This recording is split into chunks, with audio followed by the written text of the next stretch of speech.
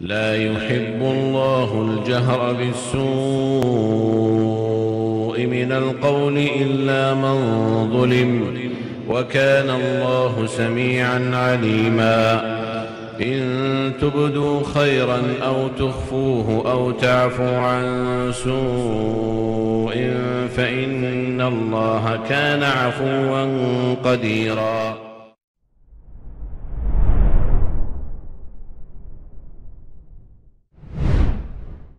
Bismillahirrahmanirrahim. Assalamualaikum warahmatullahi wabarakatuh. Innal hamdalillah nahmaduhu wa nasta'inuhu wa nastaghfiruh wa na'udzu billahi min shururi anfusina wa min sayyiati a'malina. May yahdihillahu fala mudilla lahu wa may yudlil fala hadiya lahu.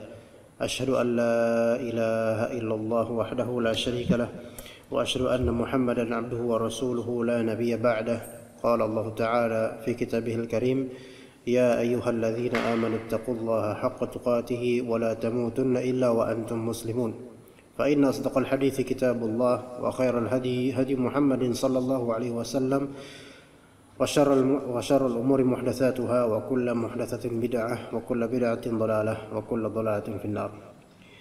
Ikhwan sekalian rahimani wa rahimakumullah, kita akan melanjutkan tafsir surat An-Nisa juz ke-6 mulai dari ayat pada hari ini 160 dan insyaallah mudah-mudahan bisa berakhir di ayat 166. Kita mulai dari firman Allah Subhanahu wa taala, فَبِظُلْمٍ مِّنَ الَّذِينَ هَادُوا حَرَّمْنَا عَلَيْهِمْ طَيِّبَاتٍ أُحِلَّتْ لَهُمْ وَبِصَدِّهِمْ عَنْ سَبِيلِ اللَّهِ كَثِيرًا. Ayat-ayat ini masih bercerita tentang keburukan-keburukan orang-orang Yahudi dari kalangan Bani Israel yang mereka banyak sekali melakukan kezaliman dan juga hal-hal yang tidak pantas dilakukan, tidak sesuai dengan syariat yang Allah Ta'ala turunkan, tidak sesuai dengan kehendak Allah secara syar'i, bahkan kadang-kadang tidak sesuai dengan fitrah manusia. Allah Ta'ala berfirman, فَبِظُلْمٍ مِّنَ الَّذِينَ هَادُوا, maka dengan sebab kezaliman dari orang-orang Yahudi. Kezaliman di ayat ini disebutkan secara mutlak dengan nakirah, فَبِظُلْمٍ tanpa al, fabizulm dengan suatu kezaliman. Tapi maksud dari kezaliman ini adalah kezaliman yang telah disebutkan sebelumnya oleh Allah Subhanahu wa taala baik di surat An-Nisa maupun di surat Al-Baqarah.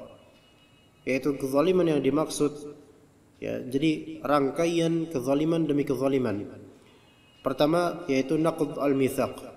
Ya, naqd al-mitsaq yakni membatalkan mitsaq. Membatalkan mitsaq di sini yaitu perjanjian. Jadi pelanggaran perjanjian mereka dengan Allah Subhanahu wa taala, wa kufrihim bi ayatillah, dan kufurnya mereka terhadap ayat-ayat Allah Subhanahu wa taala. Kufurnya mereka terhadap ayat-ayat Allah Subhanahu wa taala itu yang kedua. Kezaliman kedua setelah pelanggaran perjanjian, kufur terhadap ayat-ayat Allah, kemudian buhtan mereka terhadap Maryam. Yaitu tuduhan mereka terhadap Maryam, Siti Maryam, kata mereka adalah pezina, ya, karenanya melahirkan Nabi Isa alaihissalam. Itu adalah tuduhan mereka, fitnah mereka terhadap Siti Maryam. Juga yang keempat di antara kezaliman mereka adalah perkataan mereka, yaitu inna qatalna al-masiha Isa bin Maryam Rasulullah. Perkataan mereka, kami telah berhasil membunuh Isa putra Maryam. Ya, itu kata mereka. Ya, empat hal tersebut merupakan kezaliman. Kezaliman pelanggaran perjanjian, kezaliman kufur, kezaliman tuduhan palsu itu fitnah, kezaliman klaim mereka bahwasanya mereka telah membunuh Nabi Isa alaihissalam.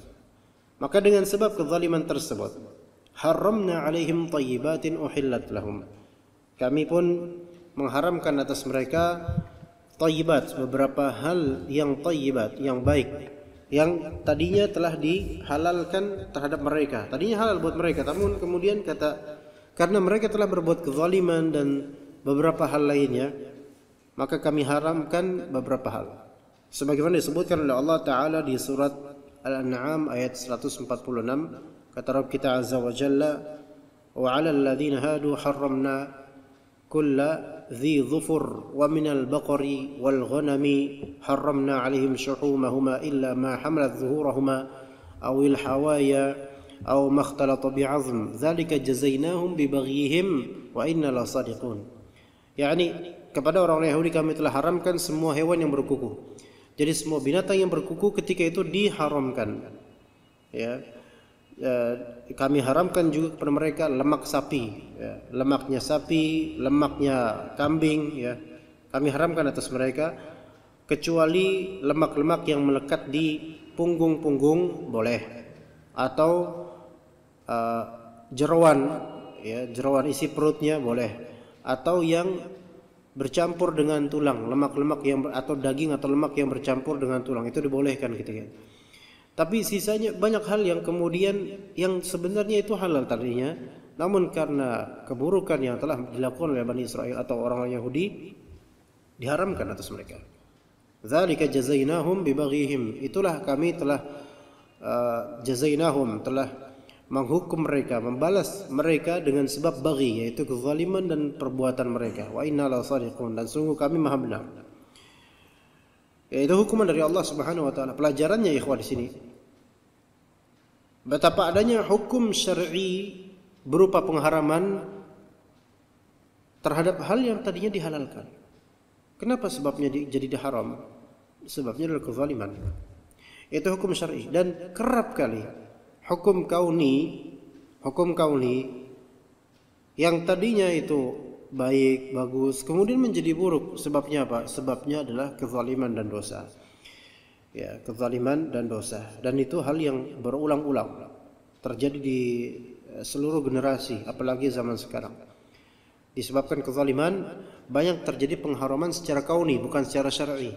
Pengharaman secara kauni, tidak secara syar'i. Tapi bahkan kadang-kadang bisa secara syar'i dengan kaidah-kaidah fiqhiyah diharamkan.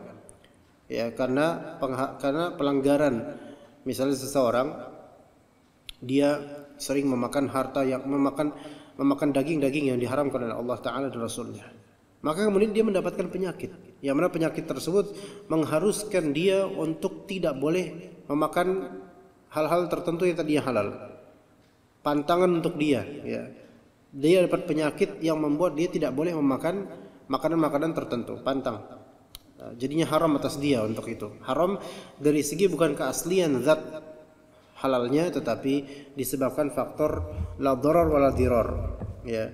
Jadi ikhwas sekalian, ada kalanya Allah Ta'ala menghukum orang atau menghukum bangsa atau suatu kaum dengan pengharaman, baik dari segi kauniyah maupun dari segi syar'iyah.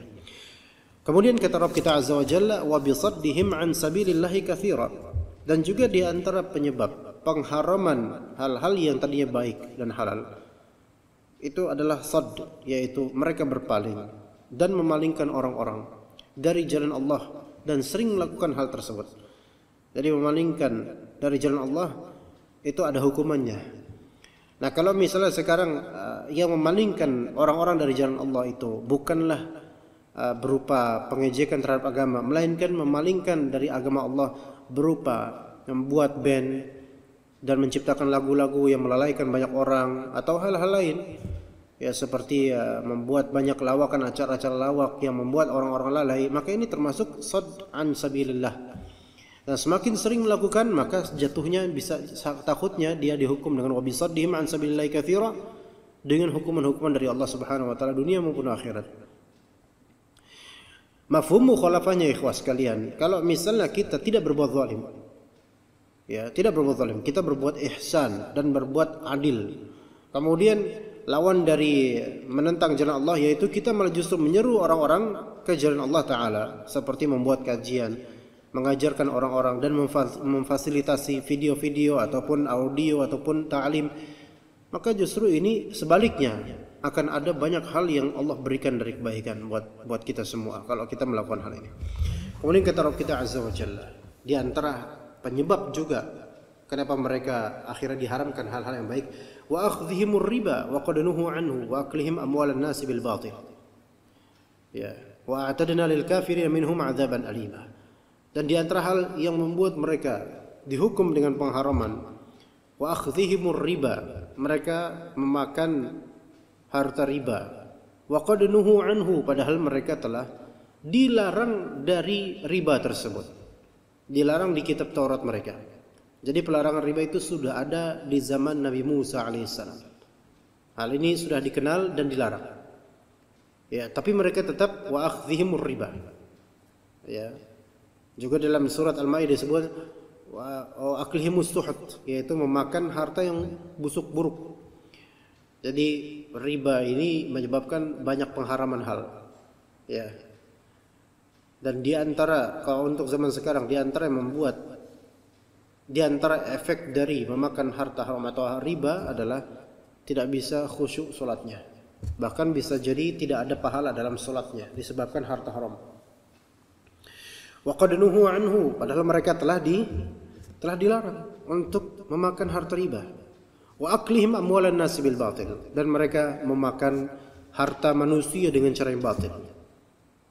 Maka hati-hati ya kawan sekalian. Baik pejabat terutama dan orang-orang yang biasa aklihim amwalan nasi bil batil ini lebih leluasa orang-orang yang ada di atas atau ditokohkan. Itu lebih leluasa. Nauzubillah min dzalik.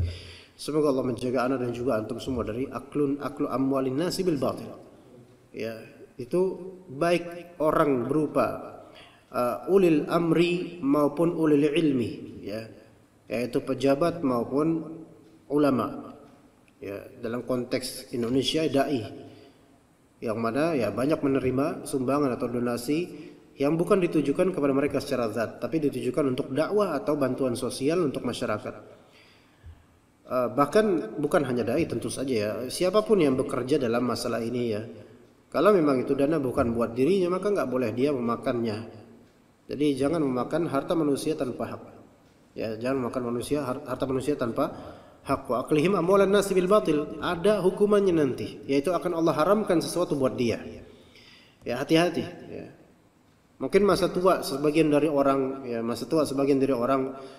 pantang makan ini, pantang makan itu karena stroke, karena kolesterol, karena ini, karena itu. Ya, kita berharap pada Allah Ta'ala agar tidak diberikan penyakit seperti itu. Tapi kalau seseorang mengidap penyakit seperti itu dan akhirnya pantang makan ini itu, hendaknya dia introspeksi diri, muhasabah. Ya, barangkali di masa mudanya itu dia banyak memakan harta yang haram atau riba atau semisalnya. Maka Allah jadikan hal-hal yang tadinya halal diharamkan secara kauni, bahkan secara syar'i, secara kaidah fiqhiyah atas dirinya. La dharar wal dirar, enggak boleh memadorkan diri dengan memakan ini itu misalnya.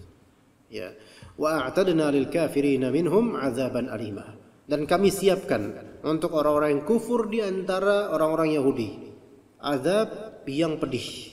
Itu. Jadi di dunia mendapatkan pengharaman berupa hal-hal yang tadi dihalalkan, di akhirat pun diharamkan dari surga. Nauzubillah min dzalik. Jadi sengsaranya di dunia dan di akhirat. Belum cerita di kuburnya, gitu kan. Kemudian kata Rabb kita azza wa jalla, lakinir rasikhuna fil ilmi minhum wal mu'minun yu'minuna bima unzila ilayka wa ma unzila min qablik wal muqimina shalah wal mu'tuna az-zakah wal mu'minuna billahi wal yawmil akhir ulaika sanutihim ajran 'azima. Tetapi dikecualikan oleh Allah Ta'ala dari orang-orang Bani Israel, orang-orang keturunan Nabi Yakub dikecualikan. Lakin ada beberapa orang ar-rasikhuna fil ilmi minhum, ya, orang-orang yang nancep ilmunya.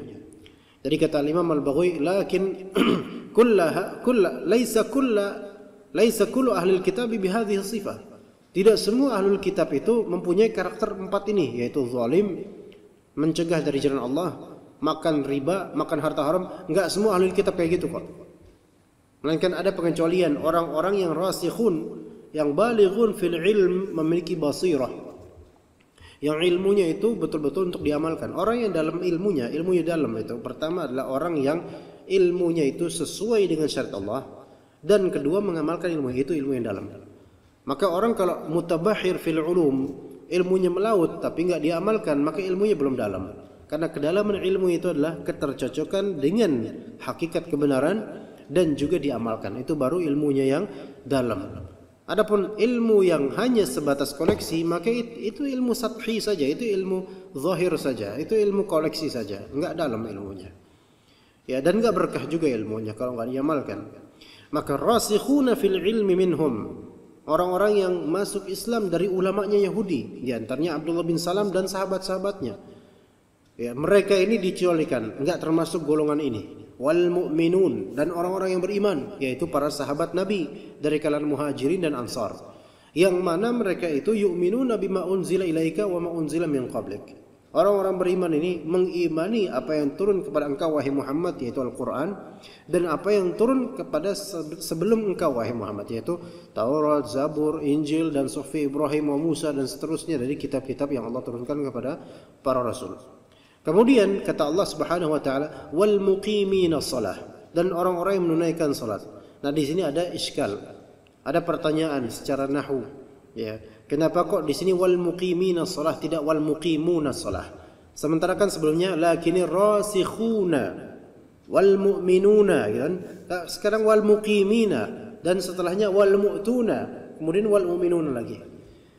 Kenapa sebelumnya itu marfu', rasikhun marfu', mu'minun marfu', mu'tun marfu', mu'minun marfu'. Tapi wal muqimina shalah, yang mana muqimina shalah ini ada dua ihtimal. Kenapa kok dia nasibnya jadi muqimin bukan muqimun? Imma muqimin ini sebagai mansub, ya di sini sebagai mansub, atau sebagai majrur, ya. Maka para ulama kemudian mereka berselisih. Ada dua golongan. Pertama golongan yang mengatakan, oh ini muqimin, ini tulisannya salah, seharusnya wal muqimun. Tapi yang sahih menurut jumhur ulama, wal muqimina shalah itu sudah sahih. Wal muqimina shalah, orang-orang menunaikan salat dengan ya nun. Dan dari jumhur ulama ini berbeda pendapat, menafsirkan dari segi i'rab. Apakah di sini muqimina shalah dengan takdir mansub atau takdir majrur? Nah, itu berbeda. Kalau yang mengatakan takdir mansub, bahwa muqimina shalah fi mahalli nasbin, maka ini berarti dia maksudnya adalah fi sabilil madah, yaitu dalam rangka memuji. Karena muji itu biasa dengan nasab, dengan nasab takdirnya. Kalau yang mengatakan muqimina shalah ini sebagai majrur, ya, maka di sini dijarkan dengan ataf. Atafnya bisa kembali ke dua hal, yaitu kembali ke minhum atau kembali ke ilaika. Ya, artinya begini, lakinir rasikhuna fil ilmi minhum wal muqimina shalah, melainkan orang-orang yang mantap ilmunya dari kalangan Bani Israel dan mantap ilmunya dari kalangan orang-orang yang mendirikan salat. Itu artinya. Kalau minhum kalau wal muqimina shalah di sini kembali atafnya ke minhum, maka lakinir rasikhuna fil ilmi minhum wa minal muqimina shalah. Jadi majrur dengan sebab ada harfu jar min. Maka artinya orang-orang yang mantap ilmunya dari kalangan mereka Bani Israel dan mantap ilmunya dari kalangan orang-orang yang menunaikan salat. Jadi orang yang malas salat, jarang salat, enggak mungkin mantap ilmunya, enggak mungkin. Ya begitu. Baik, kemudian ada tafsiran kedua dari ulama yang mengatakan bahwa al-muqimin ini adalah majrur, yaitu kembali ke ataf ilaika. Wal mu'minun yu'minuna bima unzila ilaika, ya, dan unzila ila al-muqimina shalah, yang diturunkan kepada engkau wahai Nabi Muhammad dan kepada orang-orang yang menunaikan salat. Jadi Al-Quran ini diturunkan kepada siapa? Kepada Nabi Muhammad SAW dan kepada kaum muslimin. Diturunkan untuk kita dan kita yang muqimus shalah. Jadi al-muqimina shalah ini semoga kita juga masuk insyaallah. Ya, jadi al-muqimina shalah ini kita juga masuk. Dan kalau kita mau rasikh dalam ilmu, maka perhatikan salat kita. Itu maknanya. Ala kulli hal, ya wal muqimina shalah di sini beda sendiri. Dia bisa sebagai pujian untuk orang-orang yang salat, bisa juga dia disifati oleh Allah rasikh fil ilm atau diturunkan kepadanya Al-Qur'an. Kemudian kata Rabb kita Azza wa Jalla, wal mu'tuna zakah, dan orang-orang yang menunaikan zakat. Wal mu'tuna zakah, orang-orang yang menunaikan zakat. Wal mu'minuna billahi wal yaumil akhir, dan orang-orang yang beriman kepada Allah dan hari akhir. Mereka semua ini satu golongan sebenarnya, yaitu mukminun. Mereka ini mukminun. Namun Allah Subhanahu wa taala berikan sifat-sifat mereka. Apa yang akan mereka dapatkan? Ulaika sanutihim ajran 'azima. Mereka ini kami akan memberikan kepada mereka ganjaran yang besar. Ganjaran yang besar, yaitu berupa apa? Berupa ya surga Allah Subhanahu wa taala, bahkan keindahan kehidupan di dunia dan di akhirat. Kemudian kata Allah Subhanahu wa taala, inna auhayna ilaika kama auhayna ila nuhi wan nabiyyin min ba'dih. Wa awhayna ila Ibrahim wa Ismail wa Ishaq wa Yaqub wal asbat wa Isa wa Ayyub wa Yunus wa Harun wa Sulaiman wa atayna Dawud zabura. Kata Allah Subhanahu wa taala, sesungguhnya inna awhayna, sesungguhnya kami telah mewahyukan kepada engkau wahai Nabi Muhammad. Ya, kama awhayna ila Nuhi wan nabiyina min ba'di, sebagaimana kami telah mewahyukan kepada Nuh dan juga nabi-nabi setelah Nabi Nuh alaihi salam. Di sini ada sebab nuzul ayat ini ya ikhwas sekalian. Yaitu kata Imam Al-Baghawi rahimahullah, falamma dzakara Allahu uyubahum wa dhunubahum ghadibu wa jahadu kullama anzalallahu azza wa jalla. Setelah Allah Ta'ala membongkar dan menyebutkan aib-aib orang-orang Yahudi dan dosa-dosa masa lalu orang-orang Yahudi, maka orang-orang Yahudi pada marah dan mereka semakin ingkar kepada apa yang Allah turunkan, yaitu Al-Quran. Makin marah mereka orang Yahudi ketika itu, makin marah. Setelah Allah bongkar kemudian dosa-dosa nenek moyang mereka dari orang-orang Yahudi, marah mereka. Saking marahnya mereka kemudian mengatakan, ma anzalallahu ala basyarin min syai'. Enggak, bohong. Allah Ta'ala tidak pernah menurunkan kepada manusia apapun dari wahyu, enggak pernah. Maka kemudian Allah bantah, kemudian Allah respon mereka dengan ayat di surat Al-An'am ayat 91 dan juga surat An-Nisa ayat 163. Di surat Al-An'am kata Allah Ta'ala, wa ma qadarullaha haqqa qadrih idh qalu ma anzalallahu ala basyarin min syai'. Mereka ini orang-orang Yahudi, mereka tidak menghormati, tidak mengagungkan Allah dengan sebenar-benar penghormatan dan pengagungan. Mereka melecehkan Allah Ta'ala dengan mengatakan apa? Mengatakan Allah tidak pernah menurunkan apapun kepada manusia. Ini sebenarnya apa ya? Mukabarah, udah ngerti tapi menyangkal. Itu orang Bani Israel, orang Yahudi itu. Juga di ayat ini kata Rabb kita azza wa jalla, inna auhayna ilaika kama auhayna ila Nuhi wan nabiyina min ba'di. Allah bantah mereka yang mengatakan Allah enggak pernah nurunin apapun kepada manusia. Allah bantah, sesungguhnya kami telah mewahyukan kepadamu wahai Muhammad, dan kami telah mewahyukan kepada Nabi Nuh dan nabi-nabi setelah Nabi Nuh alaihissalam. Seterusnya kemudian Allah Ta'ala menyebutkan nama-nama nabi yang sebagian besar nabi tersebut adalah nabinya Bani Israel. Ya. Disebutkan di sini Nabi Nuh alaihissalam. Maka Nabi Nuh ini disebutkan awal-awal ila Nuhin wan nabiyina min ba'di. Kenapa? Karena Nabi Nuh ini adalah Abul Bashar ba'da Adam alaihissalam. Bapaknya manusia setelah Nabi Adam alaihissalam. Ya, yang dikatakan oleh para ulama bahwasanya Nabi Nuh alaihissalam Abul Bashar Ats-Tsani. Nabi Nuh alaihissalam Abul Bashar Ats-Tsani, bapaknya manusia versi kedua. Menurut Imam Abu Jarir At-Tabari rahimahullah dalam tafsir beliau, bahwasanya Nabi Nuh adalah Abul Bashar Ats-Tsalits, bapak manusia versi ketiga. Yang pertama, Abul Bashar pertama yaitu Nabi Adam alaihissalam. Abul Bashar kedua yaitu Syith namanya, anaknya Nabi Adam alaihissalam. Abul Bashar ketiga yaitu Nabi Nuh alaihissalam menurut Ibnu Jarir At-Tabari, ya. Abu Ja'far Ibn Jarir At-Tabari rahimahullah. Tapi di sini menurut Al-Baghawi rahimahullah dan kebanyakan ulama bahwasanya Abul Bashar Ats-Tsani adalah Nabi Nuh alaihi salam. Maka kata Allah Subhanahu wa taala, wa ja'alna dzurriyyatahumul baqin. Allah menjadikan dzurriyyatahu humul baqin, yaitu anak-anaknya keturunan Nabi Nuh itu sebagai orang-orang yang tersisa di atas muka bumi ini. Maka besar kemungkinan wallahu alam di surat Al-Mu'minun di surat As-Saffat disebutkan wa ja'alna dzurriyyatahu humul baqin, ayat 77 dari As-Saffat. Kita ini keturunan para nabi. Kita ini keturunan nabi. Keturunan Nabi Nuh alaihi salam minimal ya. Gitu, dan keturunan Nabi Adam alaihi salam.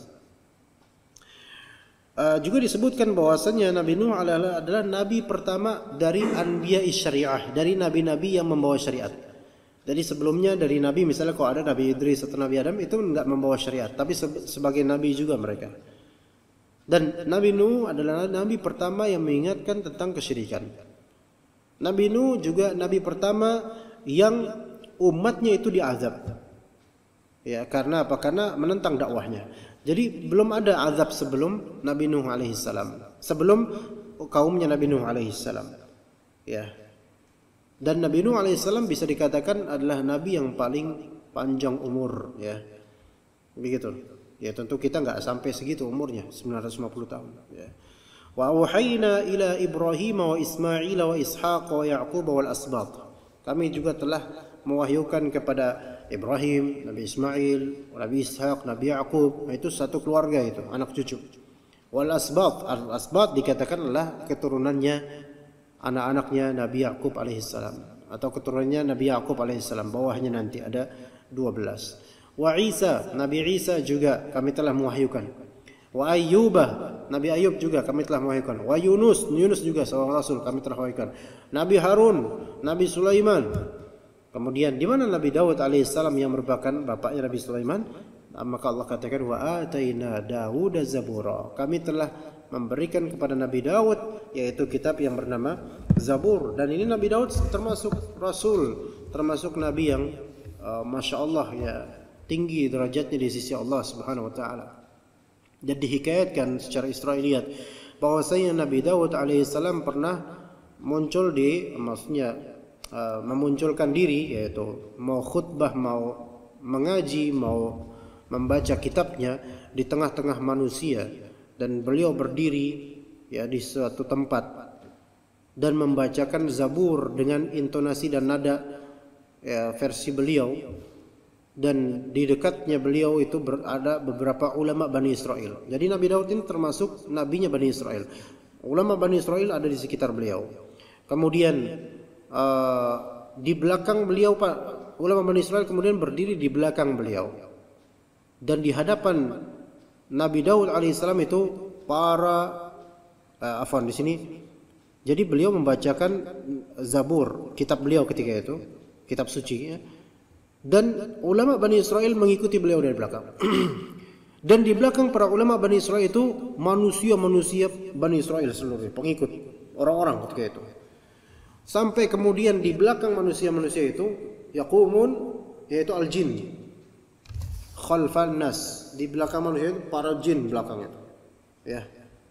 Jinnya itu pun dari yang versi besarnya sampai versi kecilnya. Dah, ini jin yang muslim. Di belakang jin yang muslim itu ada para syaitan dari kalangan jin di belakang mereka. Bahkan sampai kemudian dihikayatkan dawab, yaitu binatang-binatang yang ada di jibal, yang ada di gunung-gunung, itu mereka berdatangan menuju Nabi Daud alaihissalam karena takjub dengan apa yang Nabi Daud alaihissalam bacakan dari nada dan juga isi juga. Burung-burung pun begitu mengitari mereka. Itu kejadiannya ketika itu secara dihikayatkan dari Israiliyat. Ya, maka Nabi Muhammad alaihissalam ketika mendengar bacaannya Abu Musa al-Asy'ari, beliau mengatakan, "Lau ra'aitani al-barihah wa ana astami'u li qira'atika laqad u'tita mizmaran min mazamiri ali Daud." Sekiranya kamu tahu tuh tadi malam aku dengar kamu baca wahai Abu Musa al-Asy'ari.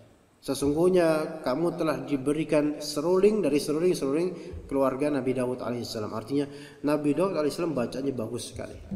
Ya, ini merupakan sunnah kita membaca Al-Quran dengan nada yang bagus, ya, nada yang sewajarnya, yang bagus.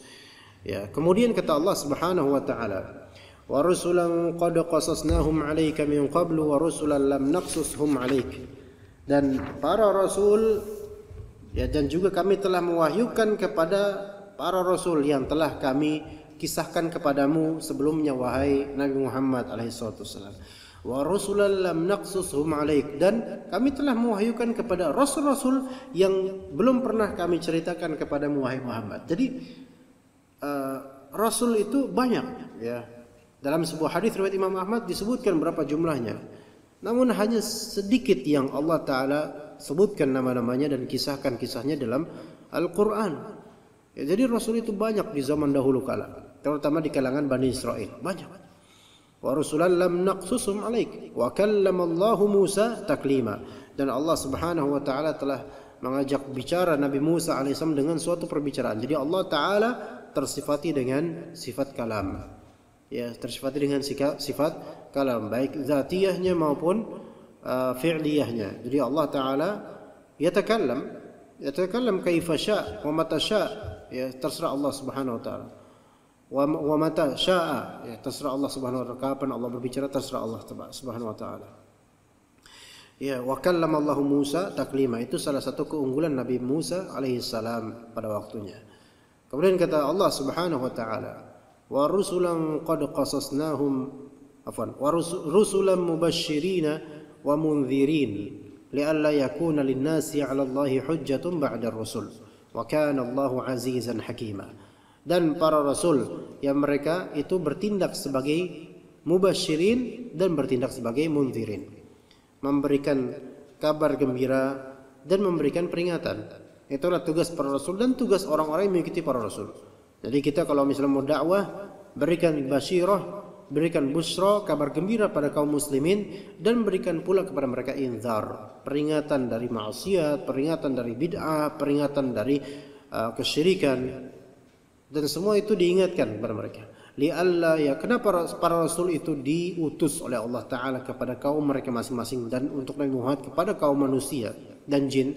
Li'alla yakuna linnasi 'ala Allahi hujjatun ba'da rasul, ya, agar tidak ada hujjah bagi manusia untuk ditegakkan kepada Allah Ta'ala nanti di hari kiamat setelah diutusnya para rasul.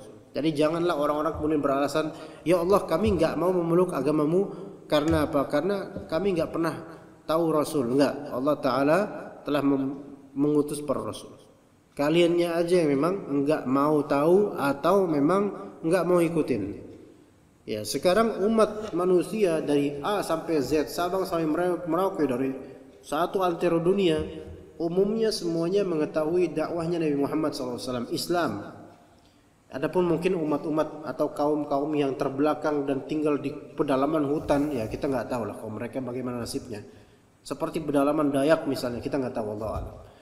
Tapi umumnya manusia di muka bumi ini sekarang itu sudah mendengar tentang Islam. Maka tegak hujah mereka untuk masuk Islam.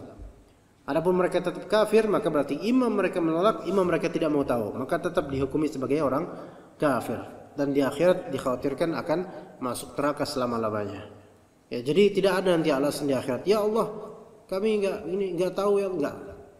Ya, maka orang-orang yang zalim tidak mengikuti Islam, fayaqulu alladhina zalamu rabbana akhirna ila ajalin qarib nujib da'wataka wa nattabi'ir rusul. Ya Rabb kami, ya Allah, ya akhirna ila ajalin qarib, akhirkan kematian kami ke waktu yang dekat, ya Allah, tolong balikin lagi ke dunia, ya. Nujib da'wataka, kami akan menjawab seruan engkau ya Allah, wa nattabi'ur rusul, kami akan mengikuti para rasul ya Allah, gitu. Kata mereka, kata semua orang kafir di dunia, di akhirat nanti nyesel mereka. Tapi apa kata Allah Subhanahu wa ta'ala surat Al-An'am? Walau ruddu anhu la'adu lima nuhu anhu. Ya, kalau misalnya Allah Ta'ala menjadikan mereka kembali ke dunia, maka mereka akan berulang lagi melakukan kekufuran yang mereka lakukan di dunia ini. Jadi Allah tidak akan mengembalikan dan tidak akan mereka kembali ke dunia setelah mereka sudah sampai di akhirat, karena kehidupan dunia sudah hancur ketika itu. Kalau mereka memang dikembalikan oleh Allah Ta'ala ke dunia, mereka pasti akan melakukan kekufuran kembali, ya. Jadi Allah tidak akan melakukan itu, ya. Ya alla yakuna linnasi 'ala Allahi hujjatun ba'da ar-rusul wa kana Allahu 'azizan hakima. Dan Allah Subhanahu wa taala Maha perkasa lagi Maha bijaksana. Ya, itu kata Rabb kita Azza wa Jalla. Kemudian kata Allah Ta'ala di ayat terakhir yang kita bahas hari ini, lakinnillahu yashhadu bima anzala ilaik anzalahu bi'ilmihi wal malaikatu yashhadun wa kafa billahi syahida. Tetapi Allah Subhanahu wa taala yashhad, menyaksikan, bersaksi terhadap, Allah Ta'ala bersaksi terhadap apa yang telah Dia turunkan kepada engkau wahai Muhammad. Allah menurunkannya dengan ilmunya, dengan pengetahuan dan ilmu Allah Subhanahu wa taala. Jadi Allah tidak tersifati dengan jahil. Bahkan wal malaikatu yashhadun, para malaikat juga mereka bersaksi. Ayat ini kenapa diturunkan dengan makna seperti ini? Ibnu Abbas radhiyallahu anhu menceritakan, inna ru'asa'a Makkah atau Rasulullah SAW, para punggawa kafir di Mekah itu mendatangi Rasulullah SAW. Faqalu, maka mereka berkata kepada Muhammad, ya Muhammad, sa'alna 'anka al-yahuda wa 'an sifatika fi kitabihim faza'amu annahum la ya'rifunaka. Wahai Muhammad, kami ini sudah bertanya kepada orang-orang Yahudi tentang dirimu dan tentang sifatmu, wahai Muhammad. Tapi kata mereka, kata orang Yahudi, enggak, kami tidak mengenal Muhammad. Itu lihat. Ya, padahal sudah jelas dalam kitab mereka, dan mereka selama ini menunggu Nabi terakhir. Mereka tahu sifat-sifat Nabi Muhammad. Sampai kata Allah Ta'ala, alladzina atainahumul kitaba ya'rifunahu kama ya'rifuna abna'ahum. Orang-orang yang telah kami berikan kitab, Taurat ataupun Injil, mereka mengenal engkau atau mengenal Nabi Muhammad SAW sebagaimana mereka mengenal anak-anak mereka sendiri. Kita kalau kenal anak kita, kita tahu karakternya, bagaimana cara teriaknya, bagaimana ini, tahu persis anak kita. Iya. Itu, tapi mereka ketika ditanya oleh orang-orang kafir musyrikin dari Mekah, orang-orang musyrikin ini pergi ke Madinah untuk nanya ke orang Yahudi, kamu tahu Muhammad ya? Ada nggak di kitab kalian tentang Muhammad? Kata mereka, enggak ada, kami nggak tahu. Nah, lihat orang-orang Yahudi bohongnya, ya. Maka kemudian datang kemudian jemaah dari orang Yahudi, maka Nabi SAW kemudian diingkari oleh orang-orang Yahudi keberadaannya, ya, dan sifat-sifat yang enggak ada dalam Taurat. Maka kata di sini, inni wallahi a'lamu innakum la ta'lamuna anni Rasulullah SAW. Maka Nabi Muhammad kemudian mendatangi orang-orang Yahudi dan kemudian mengatakan kepada orang Yahudi dengan beraninya, inni wallahi, sesungguhnya aku, demi Allah, aku tahu betul-betul bahwasanya kalian mengetahui bahwasanya aku adalah Rasulullah. Itu dengan tegas. Maka kemudian kata orang Yahudi, mana alamu dzalik, kami enggak tahu. Maka kemudian Allah Ta'ala turunkan kemudian, lakinillahu yashhadu bima anzala ilaika anzalahu bi'ilmihi wal malaikatu yashhadun wa kafa billahi syahida. Tetapi Allah Ta'ala menyaksikan apa yang Allah turunkan kepada engkau wahai Muhammad. Allah turunkan dengan pengetahuan dari Allah Ta'ala, dan para malaikat menyaksikan. Cukup pula Allah sebagai saksi, itu sebagai penenang untuk Nabi Muhammad.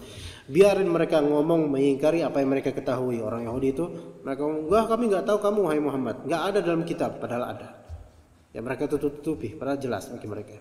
Tapi kata Allah, udah cukup Allah sebagai saksi. Maka ini juga ikhwan sebagai pelajaran buat kita. Lihat Nabi Muhammad SAW getirnya perjuangan beliau sampai diingkari oleh orang yang paling mengetahui tentang beliau. Ya. Tapi Allah tenangkan, wa kafa billahi syahida, cukup Allah yang menjadi saksi buat kamu. Kalau kita punya amalan yang tidak diketahui orang, kita berusaha ikhlas, cukup Allah sebagai saksi. Ya, Allah yang mengajari kita pahala insyaallah taala. Ya, mungkin kita cukup sampai di sini saja. Semoga kajian dan singkat ini bermanfaat untuk ana dan juga antum. Jazakumullah khairal jaza atas istima' antum dan mendengarkan kajian ini sedikit atau banyak, semoga tetap bermanfaat. Wassallallahu ala nabiyyina Muhammad wa ala alihi wa sahbihi ajma'in. Ya, cukup insyaallah. Cukup ya. Subhanakallahumma bihamdika asyhadu an la ilaha illa anta astaghfiruka wa atubu ilaik. Assalamualaikum warahmatullahi wabarakatuh.